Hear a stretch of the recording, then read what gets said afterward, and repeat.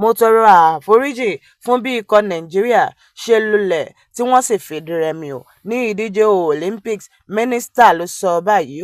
Mínísítà fún eré ìdárayá John Ennon ti tọrọ àforíjì lọ́wọ́ gbogbo ọmọ orílẹ̀-èdè Nàìjíríà pátápátá lórí bí ikọ̀ Nàìjíríà tó lọ sí ìdíje Olympics tó wáyé ní Paris lórílẹ̀-èdè France ṣe kùnà láti gba àmì ẹ̀yẹ kọ̀ọ̀kan wálé. Ó ní Ààrẹ Bọ́lá Ahmed Tinubu buwọ́lu owó tó tó bílíọ̀nù 12 fún ìdíje náà tó sì jẹ́ pé pẹ̀lú gbogbo owó náà pátápátá ikọ̀ Nàìjíríà kò rí nǹkan kan mú padà wálé. Nínú ọ̀rọ̀ tó gbé sórí òpó ayélujára X rẹ̀, mínísítà ṣèlérí láti wá ọ̀nà àbáyọ sí gbogbo ohun tó ń fa ìṣubú ikọ̀ Nàìjíríà ní ìdíje Paris. Eléré ìdárayá 100 ní Nàìjíríà fà kalẹ̀ fún ìdíje Olympic ṣùgbọ́n wọ́n kùnà láti gba àmì ẹ̀yẹ kọ̀ọ̀kan wálé. Ìdíje Olympic ti wá sópin. Mo gbà pé ó yẹ kí a ṣe jù bẹ́ẹ̀ lọ. Mo ní láti tọrọ àforíjì lọ́wọ́ àwọn èèyàn tí wọ́n gbárùkù tì wá kí wọ́n sì wá ọ̀nà àbáyọ ṣáájú kí ìdíje Paralympic tó bẹ̀rẹ̀. Bí a ṣe ń padà sí ilé yìí, a ní láti ṣe gbogbo nǹkan láti rí pé irúfẹ́ yìí kò wáyé ní ọjọ́ iwájú àti pé a ó ṣe àtúnṣe sí yíyan àwọn olórí láti tukọ̀ àwọn àjọ eré ìdárayá wa.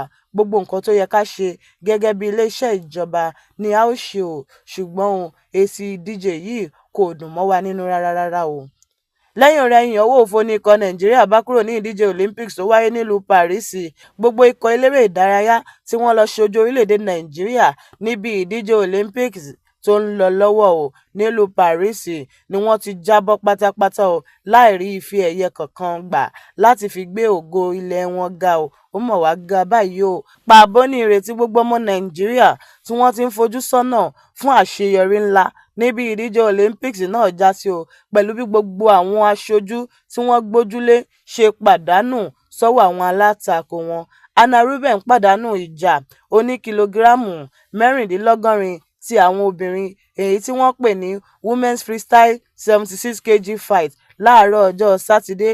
Rubin pàdánù sọ́wọ́ akẹgbẹ́ rẹ̀ Henk Amarin Davanasan ti Mongolia ní ìpele round of 16 tó sì jẹ́ àdánù ńlá fún ilẹ̀ Gẹ̀ẹ́sì Áfíríkà.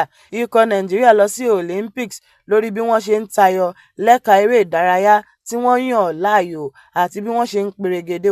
Ilẹ̀ Nàìjíríà fi orúkọ sílẹ̀ fún ìdíje 12 ṣùgbọ́n tó ṣeni láàánú pé wọn kò gbé ògo wọn yọ lásìkò yìí gẹ́gẹ́ bí wọ́n ti ń ṣe tẹ́lẹ̀.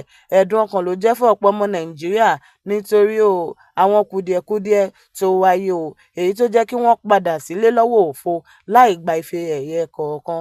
Ọdún 2012 sì nírú nǹkan báyìí ti ṣẹlẹ̀ gbẹ̀yìn nígbà tí wọ́n lọ kópa nínú ìdíje eré ìdárayá tó wáyé ní London. Bí àwọn ikọ̀ Nàìjíríà kò ṣe fakọyọ ló jẹ́ ìrántí sí àwọn èyí tó ti wáyé sẹ́yìn lọ́dún 1952 ní Helsinki, Melbourne ti ọdún 1956, Rome lọ́dún 1960, Mexico ti ọdún 1968, Moscow lọ́dún 1980 àti Seoul tó wáyé lọ́dún 1988 níbi tí Nàìjíríà kò ti gba ife ẹ̀yẹ kọ̀ọ̀kan. Bílíọ̀nù 12 náírà la gbọ́ pé Ààrẹ Bọ́lá Ahmed Tinubu buwọ́lù fún àwọn ikọ̀ Nàìjíríà tí wọ́n fẹ́ lọ ṣojú níbi ìdíje tó wáyé ní Paris ọ̀hún.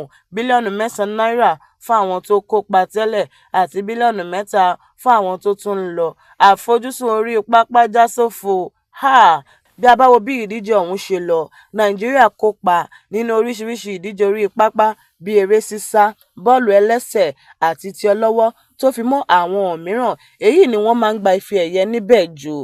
Favour Ofili ti fìtàn balẹ̀ gẹ́gẹ́ bí ọmọ Nàìjíríà tí yóò kọ́kọ́ wọ ìpele tó kángun sí àṣekágbá níbi ìdíje eré sísá ti 200 mítà ní Atlanta ní ọdún 1996 bó tilẹ̀ jẹ́ pé ó tayọ gidi pẹ̀lú ìṣẹ́jú 22 lé ìṣẹ́jú àáyá 5 22.05 kò padà dé ìpele àṣekágbá nínú eré sísá 200 mítà.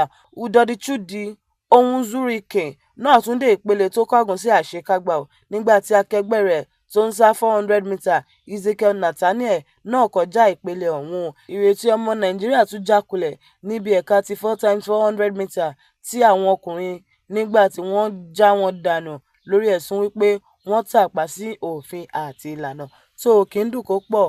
Àní jù báyìí lọ lábala ìròyìn yàjóyàjó láti iléeṣẹ́ Jígí Alára 24. Títí di ìgbà mìíràn tá ó fi ire àti ayọ̀ pàdé. Ire o, ire lójú owó ń rí.